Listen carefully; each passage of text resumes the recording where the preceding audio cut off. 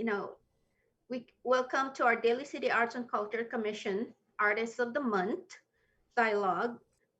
And tonight we are joined by my fellow commissioners. We have Nancy Rodriguez, uh, Dory Panessa, Joanne Boston, Vice Chair, Dr. Arlene Das Magwal, and myself. And we have our Assistant City Manager, Stephen Stolte, Assistant to the City Manager, Lailani Ramos,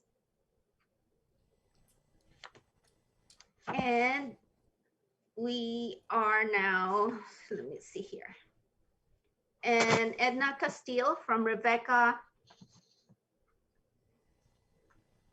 Nonprofit California, Organization of San Rebecca. Francisco. Welcome. And let me see. Oh, I thought someone else on the line. So you know who I am, and it's my honor to introduce tonight our guest, Felicita Norris, who introduced to us by Vaughn Newhouse. And Felicita, as you know, she's the received her Master of Fine Arts degree in practice from Stanford University and a Bachelor of Fine Arts in Painting from San Francisco Art Institute. Her works are inspired by dreams, pop culture, and personal experience, typically using interiors to recreate claustrophobic and psychologically disturbing moods. She has been drawing and painting for more than 20 years, and her artwork has been exhibited in the Walter and McBean galleries at the Young Museum in San Francisco. Miss Norris was longlisted for the Aesthetica Magazine Art Prize and featured in Aesthetica. Wow, I have a problem pronouncing that. I'm sorry. Arts Prize Anthology, Future Now in 2018, and has exhibited her work internationally at the Central Academy of Fine Arts, Beijing Leeds College of Arts, United Kingdom, Los Angeles, and San Francisco. She is currently lives and works in the Bay Area and teaches at UC Berkeley, Stanford University, Olon College. Please join me in welcoming Miss Felicita Norris. Hello. um, nice to meet you all, and I'm glad to see some familiar faces out there. Hopefully, some more people come, but that's okay if people watch after. Like I said, a little less pressure.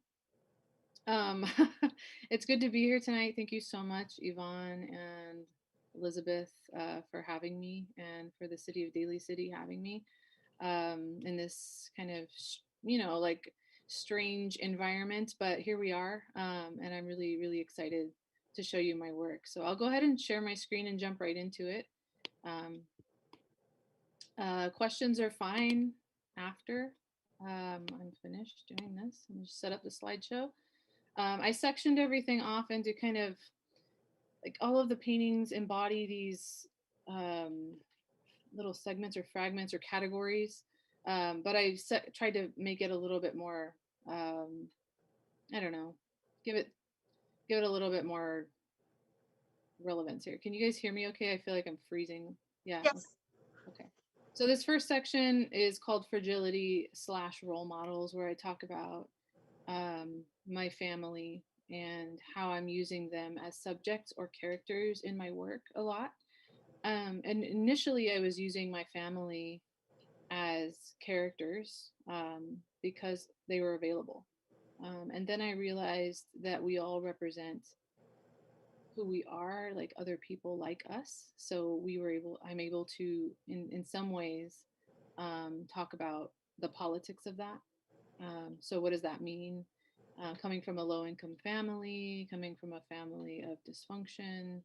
Um, yeah, there's some heaviness in the work because of how I was raised and, some of the trauma that I've experienced as a child and a teenager growing up. Um, And these works right here that you're seeing are on paper, and they're pretty large. I would say at least 5 or 6 feet wide or long. Um, and they're large because I want to kind of have the viewer become encapsulated in the space. Um,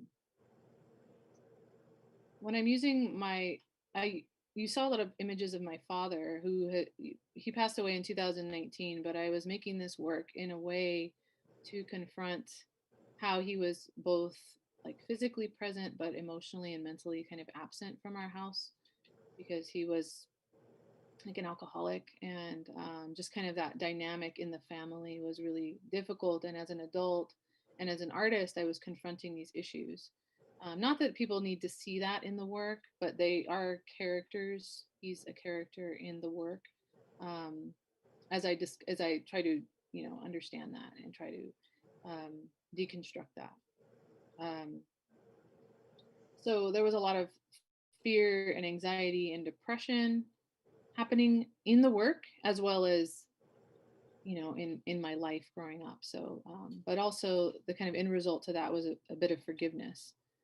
So that's why I'm kind of painting it, because I wanted to use it as a catharsis, and really that's where the work goes. The reason I'm making it is to heal for myself. So I'm not necessarily thinking about um, selling it so much. It's more, my drive is to just make work so that I can kind of get through whatever emotions I'm feeling at the moment. Um, Another part of the work, all the works really encapsulate this idea of family. And so I'm showing you some early paintings right now from 2011, 2012. Um, Though I paint in acrylic and oil, so they're not all oil paintings. Some of them are acrylic, some of them are oil and acrylic, some of them are just oil. But I was doing a lot of exploring about my identity in my early work, thinking about my early life situations as catalysts for the themes here. And again, I feel like my work is something that I want people to be able to create their own stories from. So, what I have to say about the work isn't necessarily the only thing that the work is about. It's also about what the viewer brings to the work, if that makes sense. Yeah. I'm also thinking about, empathy. I'm being empathetic with the characters in the work as well, trying to embody what it feels like to be in their situation or their mental space. Sometimes I'll even listen to music or, engage in like certain activities, not harmful ones, just, thinking about, maybe how their daily routine is, and trying to make that come out in the work too. Um, Another common motif in my work are balloons, and I wrote balloons and bodies because I use a lot of the figure. And the reason I'm using the figure is because I feel like that's an automatic way to get people to enter a space, because we admire ourselves as humans.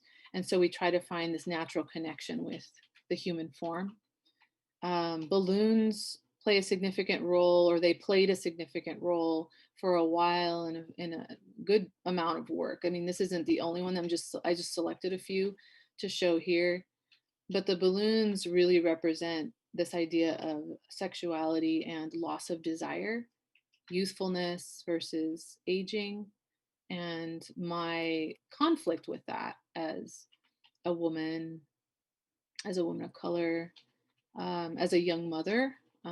I had my daughter when I was 19, and I also was married at 19.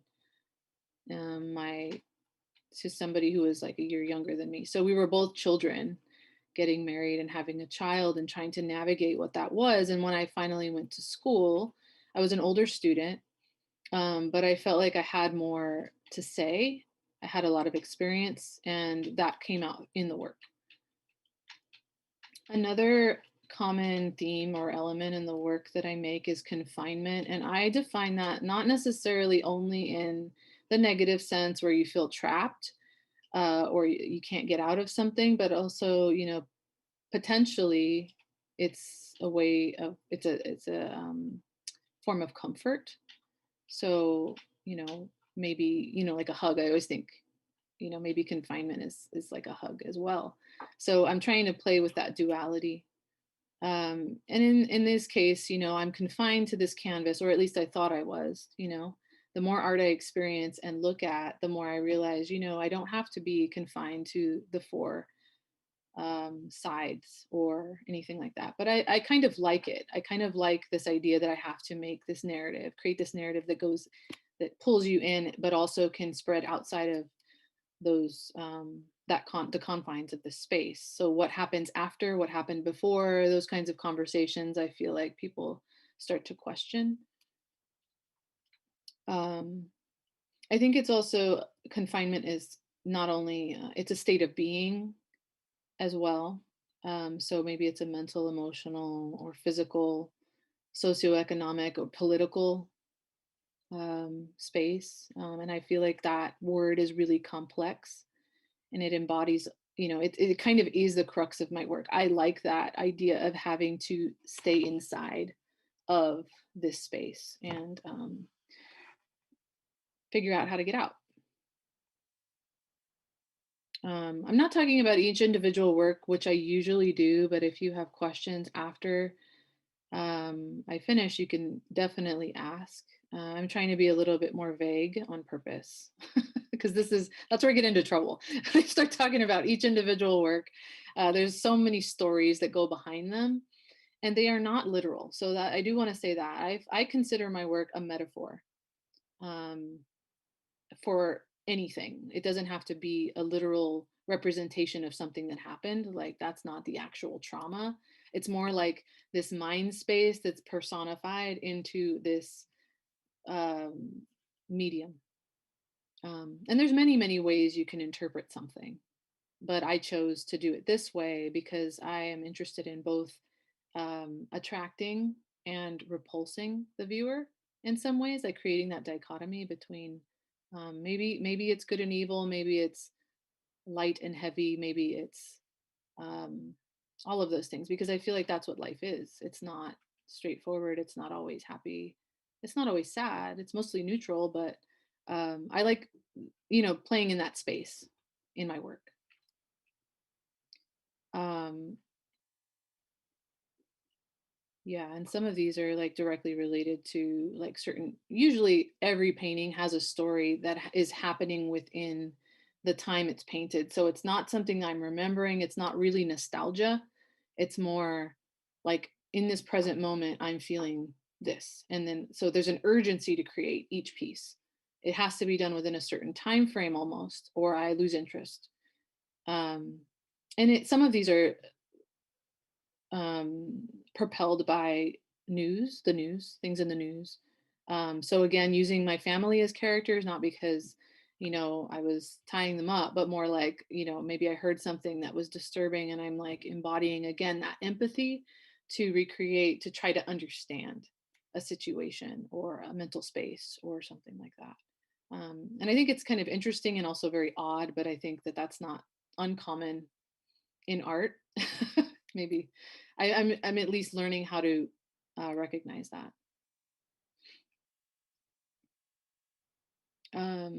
I do use my daughter, who's going to be 21 this year, a lot in my work.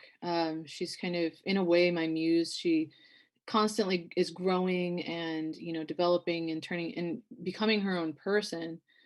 And I felt like, since day one, she's been something of interest to me. And she's my only child. So I feel like it's like I'm always watching and observing and curious about her development.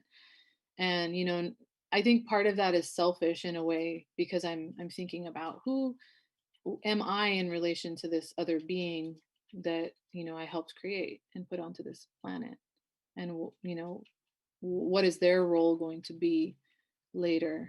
And she's also an artist, so it's like really kind of fun to use her as a character and to use her as an inspiration.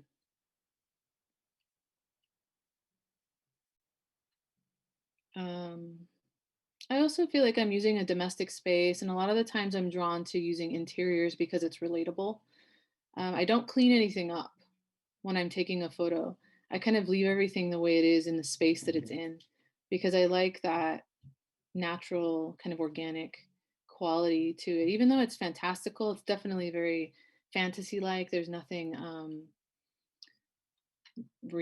I think it's a cross between reality and fiction, which is also one of the reasons I'll talk about plastic later, but in my head I'm thinking about that in terms of the word plastic or plasticity. So not only is the painting fake and plastic, this whole stage is plastic and fake and made up and staged. Like this may have happened, this may be pieces of photos that I just kind of melted together. um, Another theme in my work is identity for sure. Being who I am, I feel like definitely is a catalyst for other conversations. Again, being a woman of color, coming from a low income household, kind of beating the odds in a way. Like I had certain things that, statistically have been laid out before me that I feel like I overcame for whatever reason. I'd love to say it was because of my mother, right? That my mother was our rock in the family. She was the one that held it together. She was the one that kind of kept us going, introduced me and my sister to museums and culture and things like that. I mean, of course, I have my own identity, but I'd like to say that that drive to get more or to be more was from her. Um, and I'm grateful for that. I had that, her to look up to. And so when I'm thinking about identity, I think about, okay, what are the political ramifications of being who I am and where I'm from? And in some ways, getting to the place that I am, like, for instance, I think about a lot about how crazy and bizarre and like unheard of somebody like me going to Stanford for grad school was. Like, how did this happen? Like, whoa, that's awesome. But I'm also like, uh, like, I feel like I'm not in my place sometimes. Like, I'm not where I maybe should have been, if that makes sense. I don't think it makes sense, but um, I'm always looking at what I've accomplished through humble eyes. If that, yeah, that's where I'm at. Like I'm never like going, I did this, I did this. I'm never really on my soapbox. Um, but I'm always thinking like, who came before me? Who doesn't have? How can I support? How can I help? Um, Even though sometimes I feel like I still haven't helped myself. So that's why I'm so grateful, because I'm like, oh, this is like all of these things that I dreamt of happening, that are actually happening. Um, but yeah, when I think about my identity, I think about it a lot in terms of not being enough. And oddly enough, but maybe not oddly enough, my um, not being white enough, if that, there's a poem that I wrote, um, but I'm not going to read that one. I'm going to read a different one. But it really does have to do with not being white enough in this constructed, in our society of, that's been constructed around that.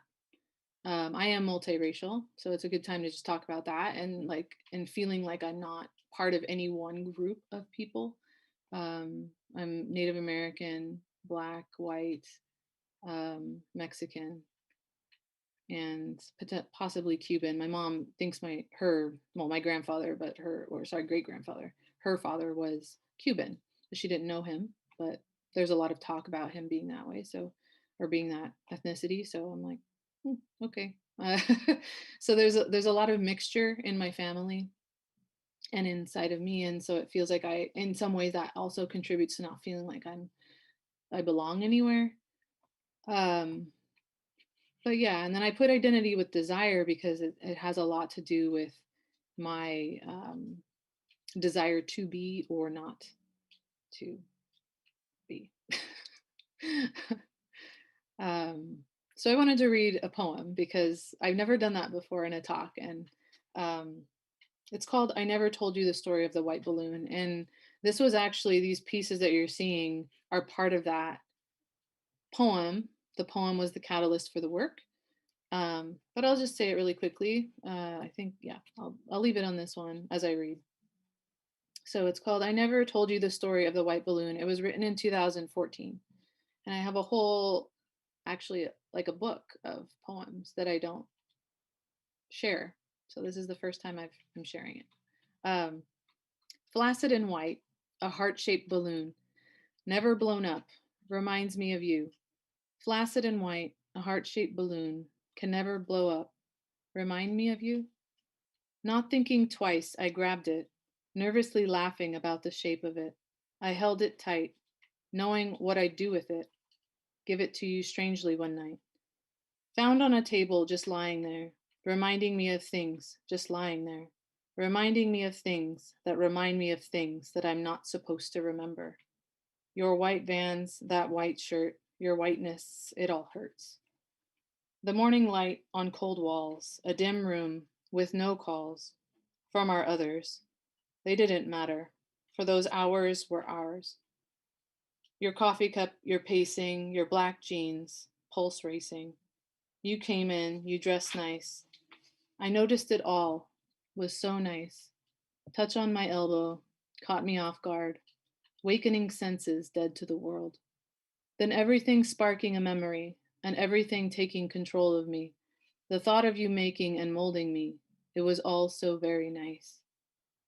Other figures in the space, young bodies, make us feel out of place and force me to keep my composure as you change your white shirt in front of me, getting ready for the day. Unknowingly knowing, unexpected offers become a display where nothing could happen, needing you there anyway. I think you thought I didn't notice how I pretended not to notice, pretending that I never knew how I might have meant something more to you. I never told you the story of the white balloon. And that was it.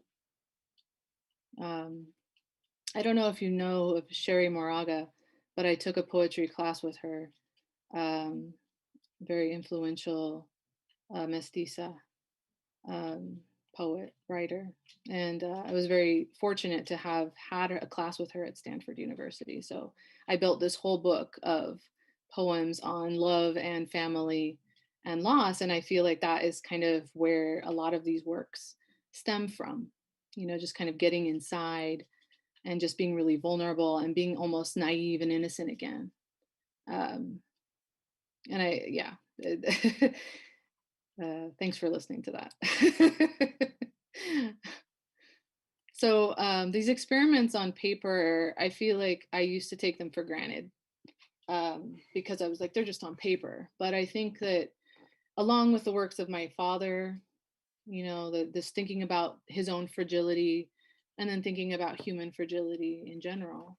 And I think actually, to be honest, I'm thinking about male fragility. And I have compassion for that because sometimes I don't understand because I didn't have a really good father figure. And I feel like my work, like I really want to be, an art therapist, for example.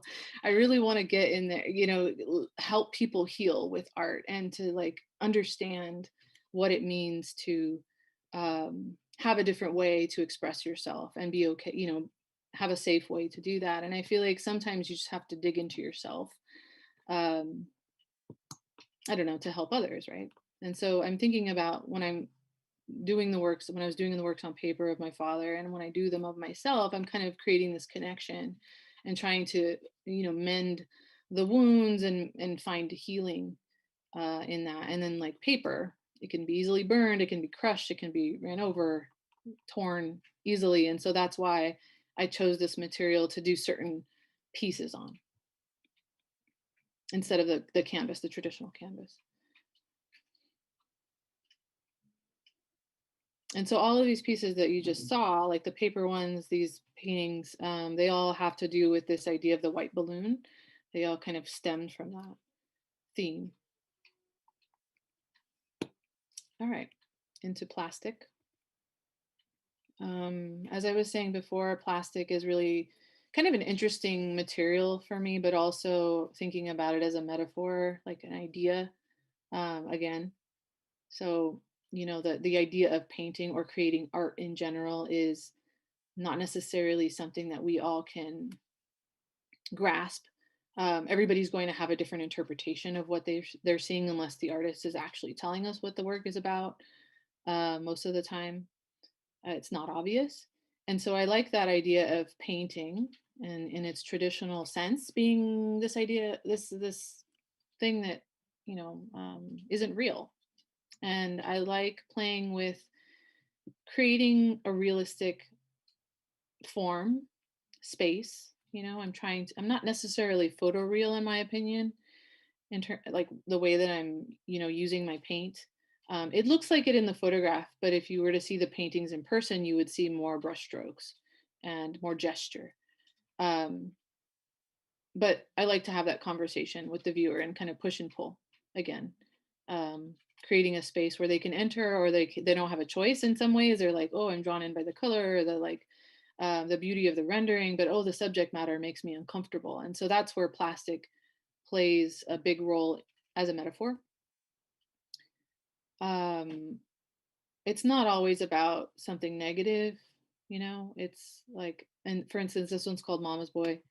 It's one of my favorite paintings, but it's not really about death in the literal sense. It's more like, again, a metaphor, like this idea of impermanence. And I talk about that later. I like using plastic as a way to, again, confront the viewer and have the viewer confront themselves. um, I'd like to hope that my work acts as a mirror too, where people can look inside and then look inside of themselves. And I'm not asking that, I'm hoping I'm not asking that much of the viewer. Sometimes people take things literally because they see like this real looking body, and it's hard to look deeper than that in some ways. But also I'm hoping that they stand there and they go, wait, it's just a painting, and I laugh at that. I go, yeah, it's just a painting, right? It's not real, it's not actually happening. And in some ways that relates to dreams, which is something that also informs my work. My dreams, I have very vivid dreams, and I think I inherited that from my dad. My sister also has dreams, and we take them very seriously, um, in our family. At least we're very kind of a spiritually based family in one way or another. And so yeah, dreams play a big role in my work. So sometimes I'll use imagery from them, sometimes I'll use feelings from them. This piece is part of a diptych, so there's two. That's the detail of the diptych, and then this is the diptych. um, these pictures are me and my daughter, so it's kind of like we're, again, acting for people like us, for those like us, um, talking about, youth versus somebody that's a little bit more mature, talking about mature bodies versus youthful bodies, talking about women and women's bodies and how we're being portrayed, one way or another. Could be, I'm thinking about all kinds of things, and it's like, again, each piece can be talked about for a while, because there's a lot going into this before I started, and also maybe not a lot. But I think it's, when I'm thinking about each piece, I'm going, well, there was a whole history before that, because I'm, you know, 39, and there's 39 years prior to that, which informs this. So in some ways, that's what I mean by there's a lot going on. um, yeah, I'd like to talk about objects too, because sometimes I just paint objects or spaces within, and for me, the objects are a stand-in for people, for figures. We can kind of personify them, or it creates a quiet space, a quieter space, a more intimate space. I'd like to call them small stories, instead of being like giving the viewer everything. I'm just like, this is a piece of what might have been in that room, where I was laying in bed. Um, it's got its own little story. It's almost like a side story to the bigger work. So these are small pieces, 12 by 12 inches, 14 by 14 inches, 12 by 18 inches. So they're, pretty small. And one of the reasons I had to work smaller is because I didn't have a huge studio anymore after I graduated from Stanford after grad school. I didn't have the space to make 8-foot paintings anymore, or at least I thought I didn't. And it took many years for me to realize, hey, I could just make it and then have a storage unit. And, having a studio would be ideal, but I don't want to have to drive to like San Francisco to share a space, because it's just like, that's a lot of work.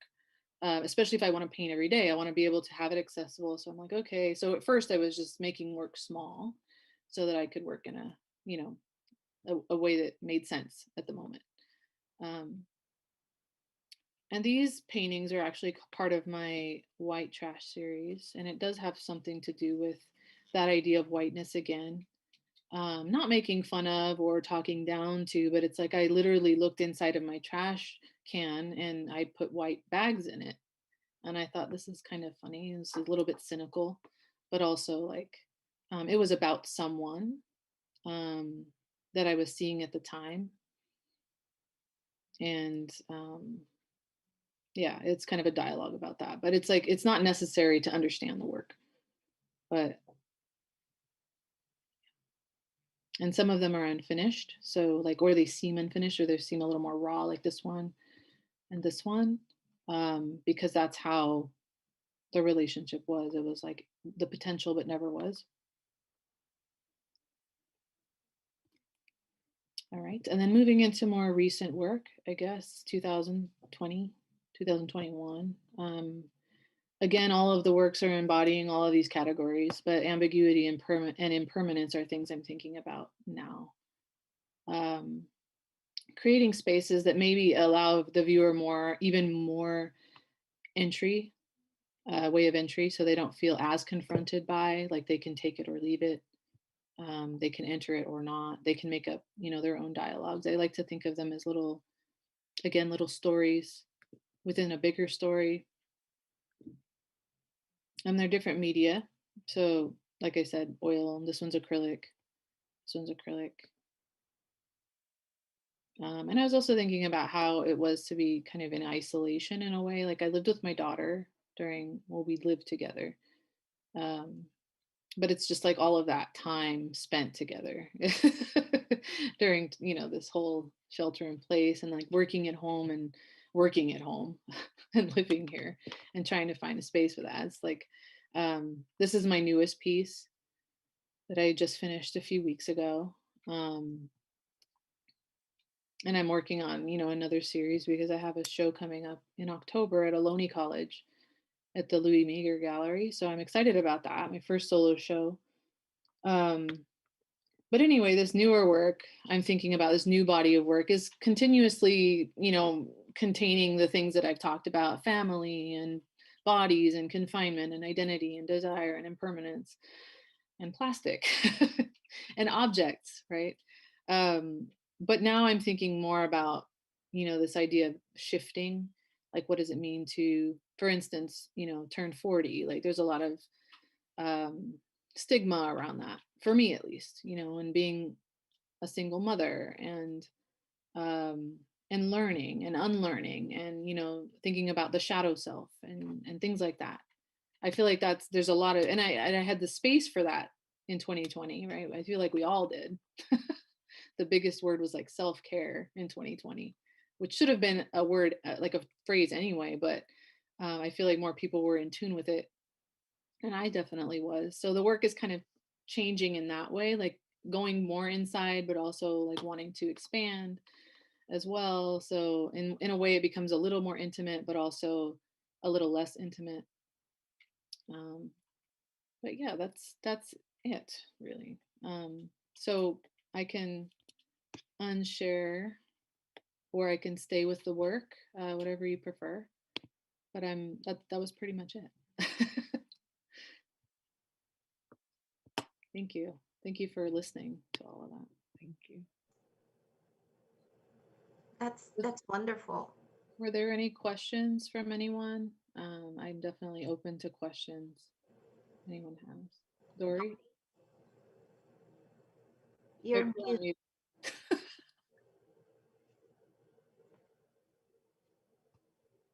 Dory, you're on mute.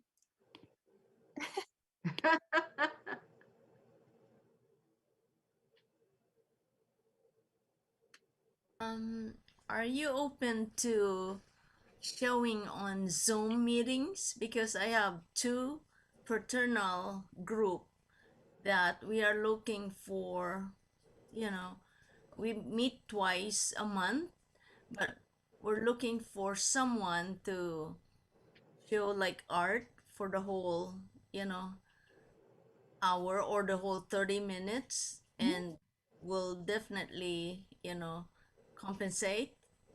Absolutely. Yeah. I mean, any opportunity to share and talk about the work and to help others and to give people inspiration and hope and just like feeling normal in some ways, I'm all for that. Oh, So good. yes, absolutely. Um, I have a question. the I'm observing your work is more like of realism. Mhm. Realism, yeah. It's the detail, and it's amazing how you capture the detail of your work. You know, even in the earlier years, you have the maturity to actually the detail of the art is best in the early years when Yeah, I I agree. observe. Yes. Yeah. So, I agree. It's Nancy, you have a question? I do. Well, first of all, it was really moving and it's really interesting because I feel like, and this a question about when I'm seeing this artwork, it reminds me a lot, even though it's not necessarily autobiographical, but it reminds me a lot of like Frida Kahlo's work where it's really deep and there's a lot of pain. It just feels it, like I felt it. And I don't know if it's me interpreting it in my way. So I was wondering if there was an influence of any kind by of Frida Kahlo's work. And then the other thing that we have in common is that I also had Sheree Moraga as a professor.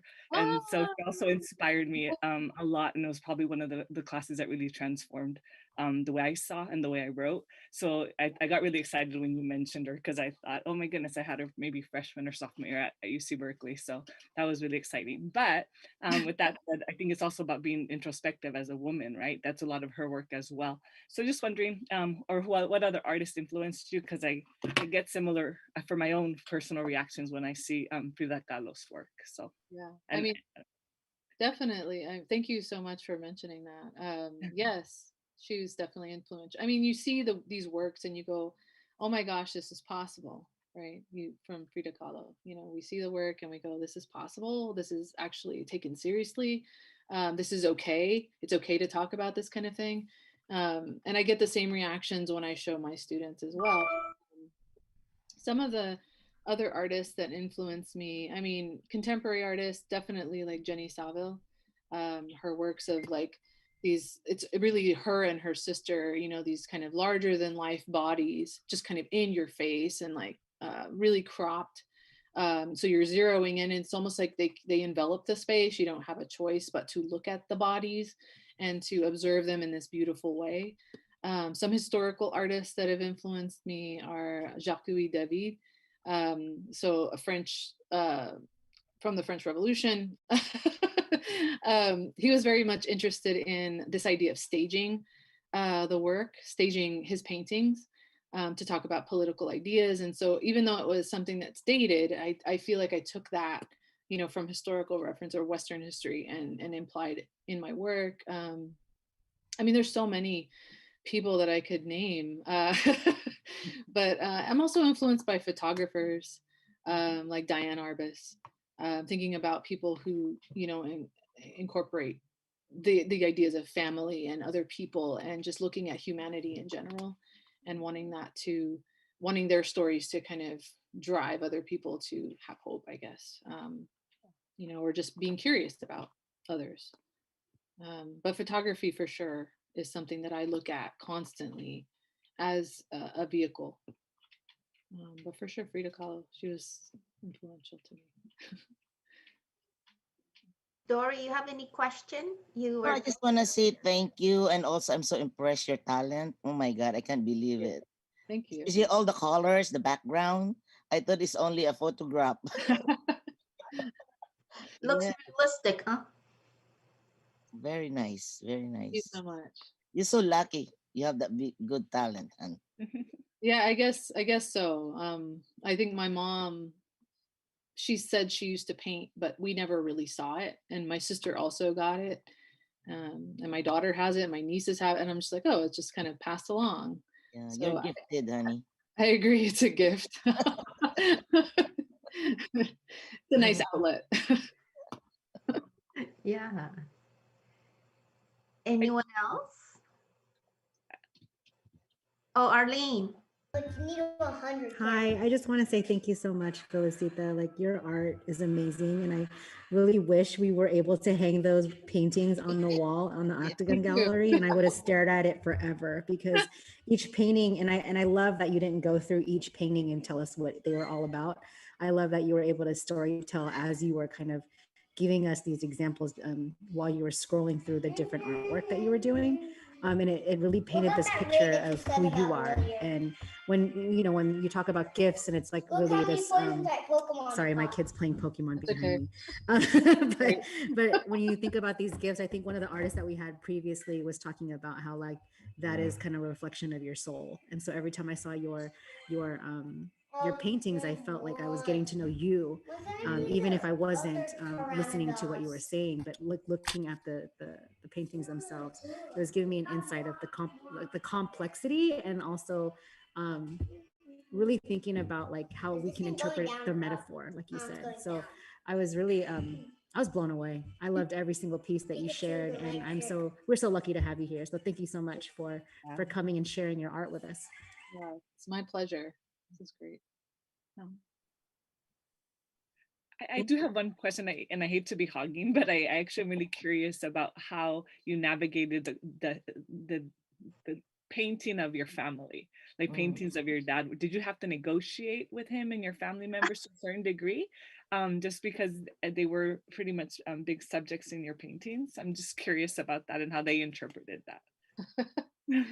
Well, my dad isn't with us anymore, but I used to sneak pictures of him and then show him later. So, and he was like, it's a really good painting, but paint me with legs. And I'm like, but you don't have any, like, because he had them amputated because of his diabetes.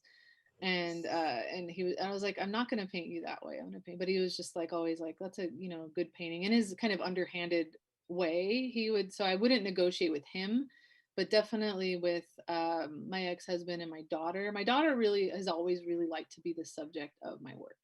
And I feel like that's always still the case. Like, oh, cool, you're painting me. And I can imagine if that were me and my mother was doing that, I would feel like, oh, this is so cool. This is, I feel honored to be in the work, and like I want to see what happens to this.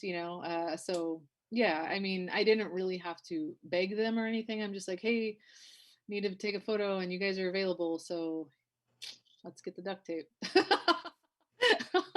Thank you for that. Yeah. Yvonne, we can't hear you. Has your daughter ever painted you, for instance? No, she's more of a 3D. She does like kind of like cosplay and 3D things, like costume. Yeah, so it's not painting. She's a really good drawer, but she doesn't paint. She doesn't want to. She likes drawing, but no, she's never. No. Yeah, it's well, fun. I just want to say how much I appreciate you realizing within yourself that you could paint. I know there are so many of us that don't bring it to the foreground of our lives until we have time to do it, or you must have been very insistent in looking within yourself and creating the opportunity for that for yourself. I mean, so, good for you. Thank you. Yes. Yeah, it was almost like one of those things. It kind of fell into place in some ways. I've always been drawing, and I forgot to mention it, but like comic book illustration was something that really catapulted me into wanting to be an artist. In Disney cartoons when I was really little, I'd watch my sister make like these really dynamic poses with comic book characters, and I'm like, I want to do that. So I would try that, and I wouldn't be as, in my opinion, good as her, but I kept trying and wanting to do it. And then of course one thing led to another. In high school, I would get like awards like most artistic, and then they would ask me to paint things and do murals. And then in college it was like I was noticed. So that kind of affirmation from an outside source is always really, really important. That support. And my mom was very supportive as well. And so yeah, it was not, I think, entirely me, because if it was up to me and I didn't have that support, I probably would have become a physician. I would have been making more money, but I mean, yeah, there's it's still like a desire, like You're to be, very good at anatomy already. I mean, like in some ways, I've always wanted to be a helper, you know, and somehow art took the forefront, and I'm glad actually because I feel like a lot. You're right. A lot of people desire to do it. They don't do it. You don't do So it. they have time, or they are afraid or intimidated by it. And Well, I try the idea of self-affirmation is really, you can't do art without that. you're right. Yeah. You're absolutely right. That's important. Mhm. Well, thank you for your time. Yeah. Yeah. It was a very nice program. Thank you. Thank you, Felicita. And it's Absolutely. an honor for us to be, you're here and share your art to us and your story. Yeah, thank you. Thank you all for coming and sticking around. Yeah, Yeah. I appreciate it. This was great. Nice and intimate. Thank you. And I'll be in touch. Okay, thank you. Thank you. Thank you, Yvonne. Bye-bye. Thank you. Thank you, Thank Edna. you.